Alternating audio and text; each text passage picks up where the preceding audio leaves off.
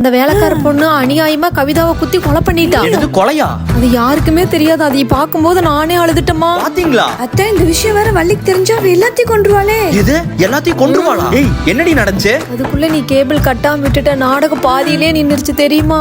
ரெண்டு பேரும் சீரியல் பத்தி பேசுனீங்களா? நான் கூட சீரியஸா பேசுவீங்களோன்னு நினைச்சேன். அத்தை உட்காருங்க, சீரியல் போட்டாங்க பாக்கலாம். டெய்லி இப்படி சீரியல் பாக்குறீங்களே, சீரியல் பார்த்து அப்படி என்னதான் கத்துக்கிட்டீங்க? அன்னைக்கு வாய்க்கு உணர்த்தியா வேணும்னு கேட்டு புதுசா ஒரு குழம்பு வைக்க சொன்னீங்களே. சூப்பரா இருக்காமோ. இதெல்லாம் எதை பார்த்து கத்துக்கிட்ட? ஆமா, அது பாக்கியலட்சுமி சீரியல் பார்த்து கத்துக்கிட்டேன். நீ என்னமா கத்துக்கிட்ட? ஏய், என் ரத்தத்துல பல நாடகம் ஓடுதுடா.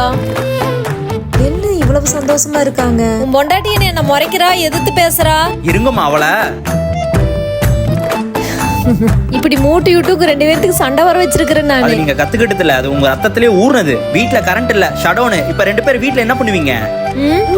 அத்தை, பக்கத்து வீட்டுல புருஷன் பொண்டாட்டி அடிச்சுக்கிறாங்க. வாங்க போய் வேடிக்கை பார்க்கலாம். அடி சாப்பிடு. நல்லா அடி, அடி. இப்படிதான் அடி, விடாத.